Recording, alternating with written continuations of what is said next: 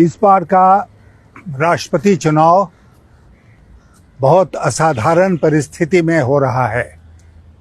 हमारे देश के सामने विभिन्न क्षेत्रों में नाना प्रकार की समस्याएं हैं, लेकिन सबसे बड़ी जो समस्या है वो है संविधान की रक्षा की। हमारा संविधान और संविधान के मूल्य आज खतरे में है और ये राष्ट्रपति चुनाव तय करेगा कि जिस दो रास्ते पर देश खड़ा है उसमें कौन सा रास्ता हम चुनते हैं।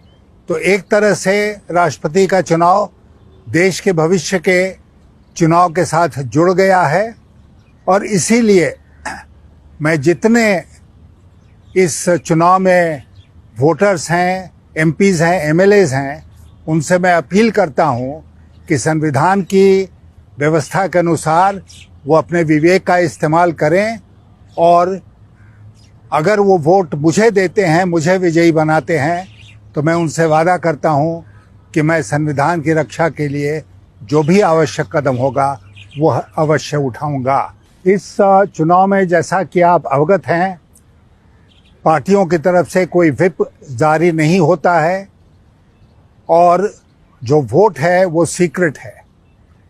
इस व्यवस्था करने के पीछे जो संविधान के निर्माताओं का उद्देश्य था वो यह था कि जितने भी एमपीज़ और एमएलएज़ हैं इस देश में, वो इस चुनाव में अपने विवेक का इस्तेमाल करें और जो उचित समझते हैं वही कदम उठाएं।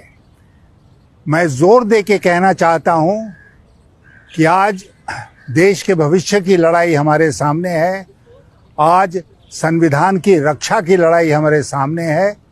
ये दो व्यक्तियों की लड़ाई नहीं है, ये दो विचारधाराओं की लड़ाई है और इसीलिए मैं आपसे अपील करना चाहता हूं कि आप अपना मत मेरे पक्ष में दें और आपसे वादा करता हूं कि मैं संविधान की पूरी तरह से रक्षा करूंगा।